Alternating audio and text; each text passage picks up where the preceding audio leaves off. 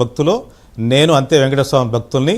నేను ప్రతి సంవత్సరం గత 40 సంవత్సరాలుగా ప్రతి 40 సార్ ఇంకోటి నా గురించి చెప్పాలి నేను ఇప్పుడు, ఎందుకంటే ఈ హీట్ తగ్గించాలి. రవిచంద్ర గారు ఏంటంటే యాజ్ ఏ మ్యాటర్ ఆఫ్ రైట్గా మాట్లాడుతున్నారు. తనే హిందువులు కాపాడుతున్నా అనే ఒక యాంగిల్లో మాట్లాడుతున్నాను. సార్ మనందరం కాపాడుతున్నాం, ఎవరుగా భక్తులందరూ ఆయనకు భక్తులే.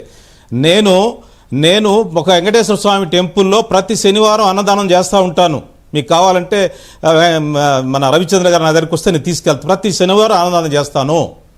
అదే కాకుండా అక్కడ స్వామివారిని ఊరేగించడానికి గరుడ వాహనాన్ని నేను ఇచ్చాను, కొన్ని లక్షల రూపాయలు ఖర్చు పెట్టి ఇచ్చాను. నేను ఇంక చెప్పుకోకూడదు ఇవన్నీ, మీకు అండర్స్టాండింగ్ కోసం చెప్తా ఉన్నాను.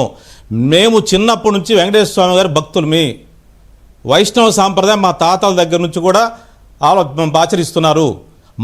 మీకెంత ఆందోళన ఉందో మాకు అందరికి అంతే ఆందోళన ఉంది. నేను ఎప్పుడు చెప్పలేదు మీడియాలో, ఇప్పుడు చెప్తున్నాను. ప్రతి సంవత్సరం 2 సార్లు నేను వెంకటేశ్వర స్వామి దర్శించుకుంటాను తిరుపతి వెళ్ళి. ఓకే సార్, ఇప్పుడు గఫూర్ గారు మాట్లాడిన దాంట్లో ఎక్కడా కూడా హిందువులను అవమానించలేదు. మీరు ఎందుకో ఎమోషనల్ అయ్యారు. దయచేసి మీరు చాలా బాగా మాట్లాడతారు, చాలా కూల్గా మాట్లాడతారు. ఇది ఎక్కడో మీరు ఎమోషనల్ అయ్యారు. హిందువుల్ని ఎవరు అవమానించినా, వెంకటేశ్వర స్వామిని ఎవరు అవమానించినా ఈ దేశంలో తట్టుకోలేరు. అది మన దురదృష్టం, అది మంచిది కాదు. మెజారిటీ హిందువులకు ఎట్లా అన్యాయం జరుగుద్దండి, అదే it is very very unfortunate. మనం ఏంటంటే ఇక్కడ మళ్ళీ సబ్జెక్ట్కి వద్దాం. రవిచంద్ర గారు కూల్ డౌన్. గఫూర్ గారు ఏం పొరపాటు మాట్లాడలేదు, ఖచ్చితంగా మాట్లాడారు. ఈరోజు పత్రికలు వచ్చిన అంశాలే ఆయన ప్రస్తావించాడు. మీరు అంత వ్యక్తిగతంగా తీసుకువస్తాం లేదు. గఫూర్ గారు లాంటి వాళ్ళు మనం ఒక కమ్యూనల్గా లేకపోతే ఆయన పేరును బట్టి మనం ఉచ్చరించడం అపార్థం చేసుకోవడం తప్పు. దాంట్లో 1% ఆయన రాజకీయ చరిత్ర మనకు తెలుసు, మీకు తెలుసు, నాకు తెలుసు, అందరూ తెలుసు. కాబట్టి మనం విత్డ్రా చేసుకోవాలి ఆ విషయాన్ని. సబ్జెక్ట్లోకి వద్దాం. సబ్జెక్ట్ ఏంటంటే ఈరోజు కల్తీ విషయంలో కల్తీ జరిగిందా లేదా? ఫస్ట్ కల్తీ జరిగింది. దాంట్లో జంతు కొవ్వు ఉందా లేదా? జంతు కొవ్వులు ఉన్నాయి. జంతు కొవ్వు మన పంది కొందుకు ఉంది, ఇంకో కొవ్వు ఉందని చెప్పింది ఎవరు? ఆ రోజు అధికారులే చంద్రబాబు నాయుడు గారు బ్రీఫ్ చేశారు, క్యాబినెట్కి మంత్రులకు బ్రీఫ్ చేశారు. అధికారులు బ్రీఫింగ్ మీదనే, ఎన్డీడీబీ రిపోర్ట్ బ్రీఫింగ్ మీదే మాట్లాడారు. తర్వాత సుబ్బారెడ్డి గారు సుప్రీంకోర్టుకి వెళ్ళాడు. సుప్రీంకోర్టుకి వెళ్తే సుప్రీంకోర్టు సిట్ని అపాయింట్ చేసింది, సిబిఐని అపాయింట్ చేసింది. సిబిఐ ఇన్వెస్టిగేషన్ చేసి ఈరోజు ఈ విధంగా ఫైండింగ్ చేసింది. దాంట్లో కల్తీ జరిగిన మాట వాస్తవము. అయితే దాంట్లో జంతు కవులు ఉందా లేదా అని ప్రూవ్ చేయటం కష్టం. మనం ఇప్పుడు 2 ఆలోచనలు చేయాలి. నెయ్యలేదు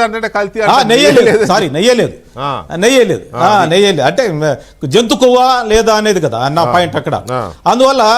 అందువల్ల మనం ఇప్పుడు డిస్కస్ చేయాల్సిందంటే మొత్తం ఆ గవర్నమెంట్లో ఆ బోర్డు, అప్పుడున్న పర్చేజింగ్ కమిటీ ఏ విధంగా ఈ దోపిడీకి పాల్పడింది, స్వామికి ఏ విధంగా అపచారం చేశారు, ఏ విధంగా భక్తులకి ఆ దుర్మార్గమైన ప్రసాదాన్ని పంచారు, అది రాష్ట్రం అంతా, దేశం అంతా, ప్రపంచవ్యాప్తంగా భక్తులు పంచారు. దీని పట్ల మనం ఏం చేయాలి? ప్రభుత్వంలో మీరున్నారు, నేనున్నాను, మనం మాట్లాడుకోవాలి. మనం ఏం చేయాలో మనం మాట్లాడాలి. మనం మాట్లాడకుండా గఫూర్ గారు పెడితే మనకేం వస్తుంది?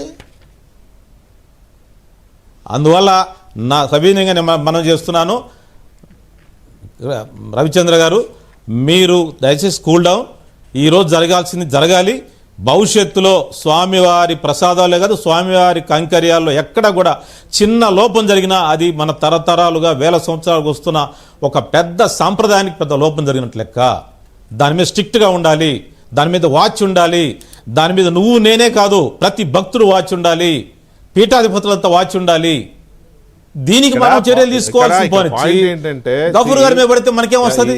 ఇది అసలు విషయం అది కాదు. ఇది ఇప్పుడు అది ఇంత ముందు కూడా చర్చకు వచ్చింది. ఇది ఎవరో వెలికి తీసింది కాదు.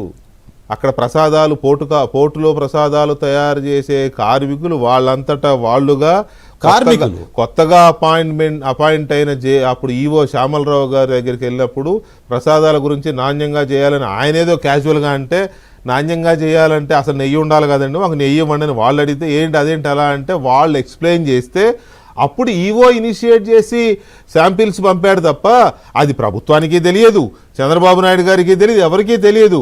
ఎన్డీడీబీ ఇచ్చిన రిపోర్ట్ వచ్చిన తర్వాత కానీ చంద్రబాబు నాయుడు గారు రిలీజ్ అవ్వలేదు, ఆయనకి తెలియదు ఇదంతా. కేవలం పోర్టులో పనిచేసే కార్మికులు అప్పటి వరకు నోరెత్తితే ఎక్కడ చంపేస్తారో ఎక్కడ ఉద్యోగాలు పీకేస్తారో భయంతో భరించి గవర్నమెంట్ మారిన తర్వాత కొత్త ఈవో వచ్చిన తర్వాత వెల్లడిస్తే ఈ విషయం వెలుగులోకి వచ్చింది. ఇది పూర్తిగా ప్రసాదాలు తయారు చేసే పోర్టు కార్మికులు వెలికి తీసిన నిజం. ఆ తర్వాత ఈ ల్యాబులు, ఈ ప్రభుత్వాలు, ఈ దర్యాప్తులు ఇవన్నీ తర్వాత వచ్చినాయి. కాబట్టి అది బేసిక్ విషయాన్ని మర్చిపోయి మనం ఏదో ఇక్కడ మనం చించుకున్న బయట ఆ పార్టీ ఈ పార్టీ చించుకున్న ఫలితం ఏంటంటే గొడవలు. ఇక ఇప్పుడు విషయం ఏంటంటే ఒకటి clear, very unfortunate, which is very unfortunate. ఇప్పుడు విషయం ఏంటంటే